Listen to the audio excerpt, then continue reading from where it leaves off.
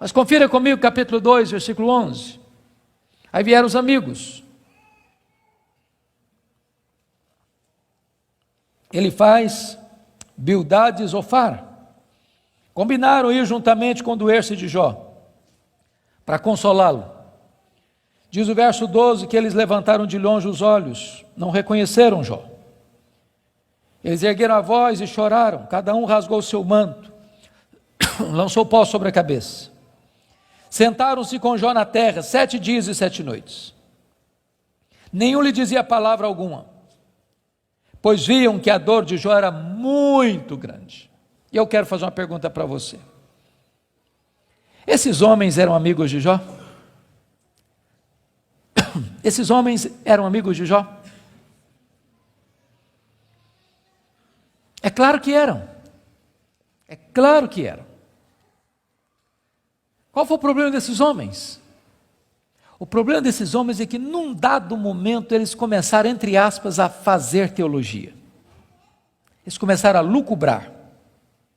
Eles começaram a desenvolver uma espécie de lógica simples. E a lógica deles era essa: toda causa tem um efeito e todo efeito tem uma causa. Eles pensaram, para Jó estar sofrendo, ele deve ter feito coisa errada. Mas para ele estar sofrendo muito, ele deve ter feito muita coisa errada. Mas eles não só pensaram, eles falaram. Mas eles não só falaram, eles falaram para Jó.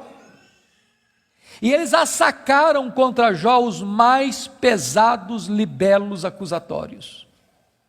Chamaram Jó de adúltero. Chamaram Jó de ladrão. Chamaram Jó de louco. Falaram para Jó que Deus havia matado os filhos dele por causa da loucura dele. Falaram para Jó que ele tinha ficado rico porque tinha roubado os órfãos e as viúvas. E eles foram massacrando Jó. E eles foram cravejando Jó com as suas setas mais venenosas. E eles foram esmagando Jó com as suas críticas mais desumanas e cruéis. Eles foram passando Jó debaixo do rolo compressor da impiedade. O que é que Jó fez? O que você e eu faríamos? Ele começa a perguntar assim para Deus: por que, meu Deus? Mas por que eu estou sofrendo? Mas por que a minha dor não cessa? Mas por que os meus filhos morreram? Mas por que eu não morri no ventre da minha mãe? Mas por que eu não morri ao nascer? Mas por que os seios da minha mãe não estavam murchos de leite para eu morrer de fome? Mas por que o Senhor não me mata de uma vez? Ele levantou os céus 16 vezes esta mesma pergunta: por quê? Por quê? Por quê? Por quê? Ele levantou aos céus 34 queixas contra Deus. Sabe qual foi a resposta de Deus para ele? O total silêncio. Nenhuma palavra, nenhuma explicação, nenhuma luz no fim do túnel, nenhum sinal do seu favor. E eu posso garantir a vocês que pior do que sofrer é sofrer sem explicação. O silêncio de Deus grita mais alto nos nossos ouvidos do que o barulho mais ruidoso das circunstâncias mais adversas. Se vocês não estão notando, Jó está sendo golpeado por todos os lados. Ele está sendo encurralado, emparedado, entrincheirado por circunstâncias medonhas.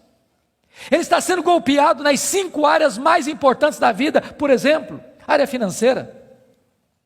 O homem mais rico vai à falência. Segundo, a saúde. Um homem saudável vira uma chaga aberta. Terceiro, o casamento. Na hora que esse cara mais precisava do apoio da mulher dele, ela disse assim para ele: morre, homem, mas morre logo. Chega, para com isso, morre. Quarta área, os filhos. Irmãos, não é natural pai enterrar filhos. Não é natural. Não é natural.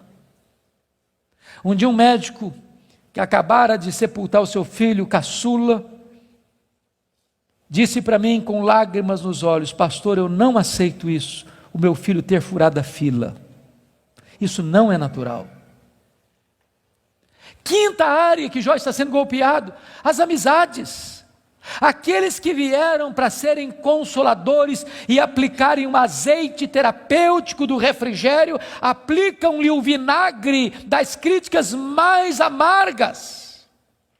Esse homem está sendo golpeado por todos os lados. Esse homem, na verdade, está no fundo de um poço. Não tem mais nada para perder. Mas quando você está no fundo de um poço, só tem uma direção para olhar: é para cima, é para o alto, é para Deus. E quando ele olhou para cima, ele arranca do peito um brado de esperança e diz assim: mas uma coisa eu sei, é que o meu Redentor vive, e por fim revestir este meu corpo de pele, eu verei o meu Redentor. Quando ele dá esse brado de esperança, daqui a pouco Deus rompe o silêncio, e Deus começa a falar com ele. Mas quando Deus rompe o silêncio, Deus não responde nenhuma das 16 perguntas de Jó. Quando Deus rompe o silêncio, Deus não responde nenhuma das 34 queixas de Jó. Quando Deus rompe o silêncio, Deus faz 70 perguntas para Jó. Todas perguntas retóricas, todas perguntas que não têm uma resposta. Deus pergunta para Jó assim: ô Jó, onde você estava quando eu lançava os fundamentos da terra? Ô Jó, onde você estava quando eu espalhava as estrelas no firmamento? Ô Jó, onde você estava quando eu cercava as águas do mar para elas não invadirem a terra? Ô Jó, me explica aí, onde fica o reservatório do vento? Me explica, Jó, como é que eu formo a geada? E Deus foi abrindo as comportas dos céus e despejando em catadupas, torrentes caudalosas do seu conhecimento, da sua majestade, da sua soberania sobre Jó. E Jó, ao ser esmagado por esta gloriosa revelação de Deus, ele foi se encolhendo, ele foi se encolhendo, ele foi se encolhendo, ele foi se encolhendo.